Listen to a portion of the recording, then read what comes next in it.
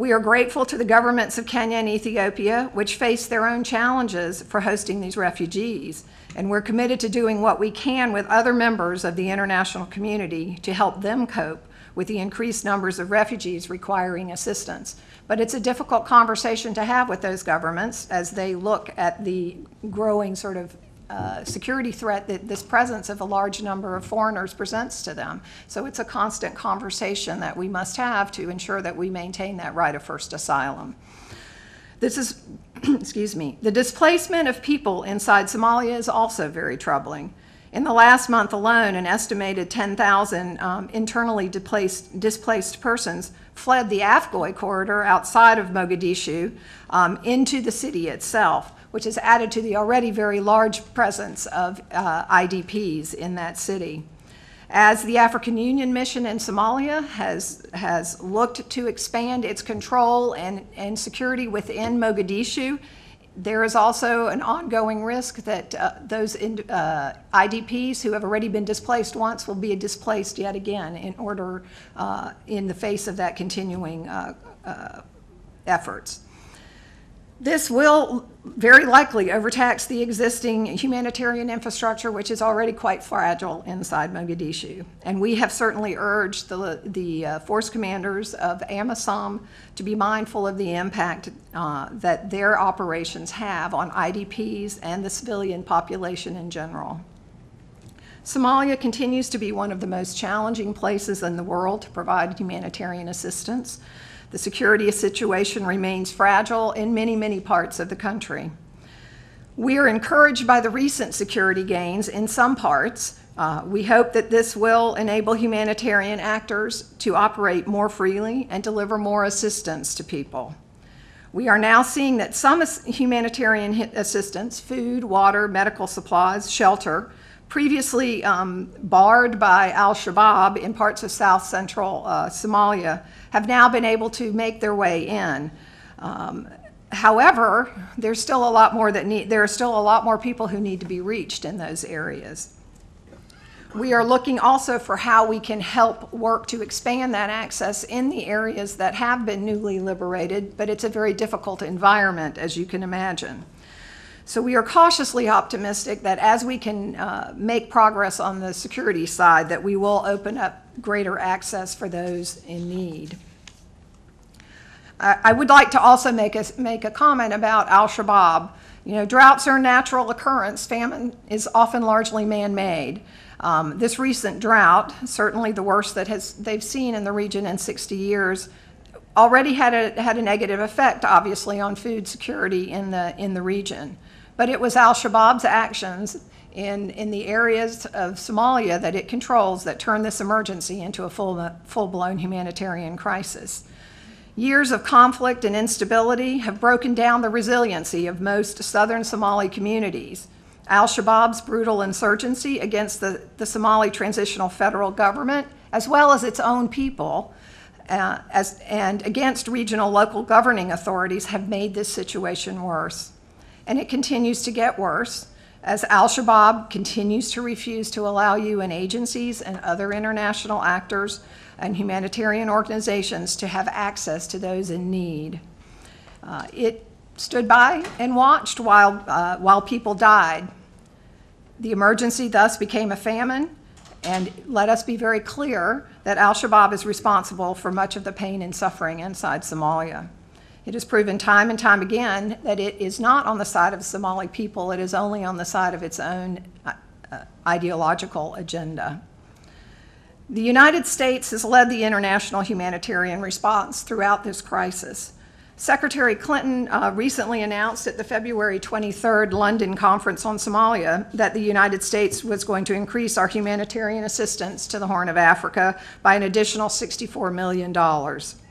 This brings our total emergency assistance to the region since 2011 to more than $934 million, including the $212 million for life-saving programs in Somalia. When the UN declared the famine in parts of Somalia last summer, Secretary Clinton directed the State Department to establish a Horn of Africa working group to coordinate state and USAID's response to the crisis. The HOAG ensured that state, USAID, and all the other interagency partners were synchronized and working together effectively. In addition, as you've heard from Nancy, the USAID activated their regional DART team, Disaster Assistance Response Team, out to the region, which helped us greatly to monitor the drought conditions, identify needs, and coordinate response activities with other donors. And in addition, as they usually do in these crises, they established their response management team here in Washington, which was a wonderful partner for us at the State Department to determine what was happening on the ground. Through this coordinated effort, the State Department worked with the embassies, our embassies overseas, and together here in Washington with other agencies to encourage that all countries and organizations make efforts to contribute to the relief effort and to increase bilateral assistance. There was a great deal of outreach to a number of non-traditional partners in many cases to ensure that they could also be providing assistance and perhaps have better access in some areas of Somalia that we would not have been able to achieve. At the very early stages of the crisis, Secretary Clinton emphasized that the emergency assistance alone will not solve the underlying problems in the region. The international community needs to also address longer-term food security in order to help them respond to future crises.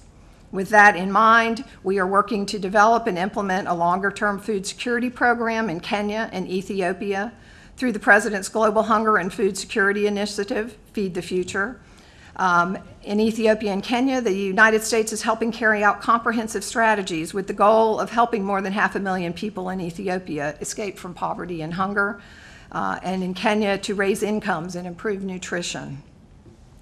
As an example of our effective efforts, as you heard from Nancy, the number of Ethiopians threatened with starvation fell to 5 million in 2011 from 13 million in the previous 2002 to 2003 drought. So we have much to be proud of, but much, much more work to be done.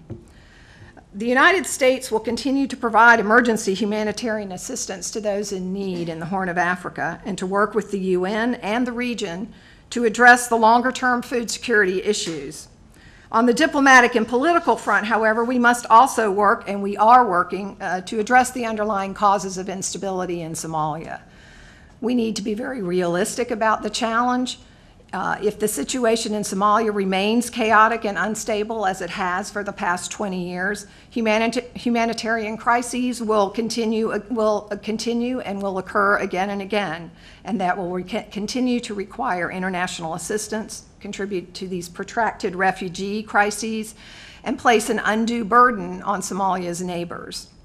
With this in mind, we are working with the international community, the United Nations, the transitional federal government, and in Somalia and other Somali leaders to achieve a common vision: a stable Somalia at peace with its neighbors, at peace with itself, that is not a safe haven for terrorists, and whose government can provide itself for the needs of its people. Our near-term political approach has had 3 pillars, which are guided by our overall dual-track policy. First, through our support to AMISOM and the Somali National Security Forces, we are working with regional partners to fight al-Shabaab and improve security throughout the country. Without security, long-term solutions cannot take root. We welcome the February 22nd unanimous decision by the UN Security Council to expand AMISOM's mandate and force strength, and are exploring additional ways to build capacity of Somalia's own security sector. Second, through programs such as USAID's Transition Initiative for Stabilization, we are helping the transitional federal government, as well as some local administrations, to bring services and good governance structures to areas freed from al-Shabaab's control. We want local Somalis to see that there is, in fact, a credible alternative to al-Shabaab. Third, we and our international partners are working with Somalis to ensure that ongoing efforts towards transition to a more permanent governance structure succeed. There's an arduous road ahead, but the transitional federal government is working hard to implement a roadmap to end the transition by August of this year. So we were on a very, very short timeline. The roadmap is the internationally agreed upon document that sets out very important transitional tasks, including finishing a new constitution, reforming parliament, and holding indirect elections for a president and speaker. Once the roadmap is implemented, Somalia will have the foundation for credible governing structures, although it will not be a permanent situation for many years to come, given the last 20 years. I am certainly happy as we go forward to answer any questions that you may have, or to go into more detail on what we were doing on the policy side, should you so desire. But thank you again very much for the opportunity to speak today. Well, thank you all very, very much. I appreciate your testimony. I'm going to kind of do an abbreviated kind of question and answer period here today, because again, I want to get all the other panels in before we get votes, because who knows when they'll ever end. But let me again thank you for the work that you do. Let me also acknowledge the great work of Secretary Clinton and Administrator Raj Shah and this whole Feed the Future initiative, which I think is, is the way we need to be moving. And I want to get to a point where everybody in Congress knows what Feed the Future really is, because I think what we're trying to figure out as we move forward is a way to avoid these disastrous humanitarian crises in the future. And I was in Ethiopia a few years back. I get to see the productive safety net projects and investments in those types of initiatives. I think, as bad as this crisis has been, it would have been a hell of a lot worse had we not invested in some of those programs like the productive safety net, trying to find ways for communities to be able to withstand droughts and other natural disasters are very, very important. And I also appreciate the emphasis on nutrition, because when you talk about the programs to provide food to people who are hungry or food insecure, it is not just about food; it is about nutrition and helping people be healthy. And I'll just say one other thing before I ask a few questions, and that is, when we have these G8 summits coming up, I mean, it is really important, I think, for there to be a statement coming out of that meeting on the issue of ending hunger and promoting food security around the world. These are solvable problems. There's some things we can't solve. This is not one of them. And and again, I, like you, over the years have seen summits and UN gatherings and all kinds of meetings where everybody says we're going to, by 10 years from now, we're going to be here in terms of ending hunger, and 2 years we'll be here. People make lofty promises they don't always keep, and I think in this administration, I think to its credit, I mean, what you outlined here today, and why I wanted you here, is to tell the story about what we're doing that's working. And there is a need for Congress, I think, to be supportive, because these are not just humanitarian initiatives. I think they're national security initiatives as well.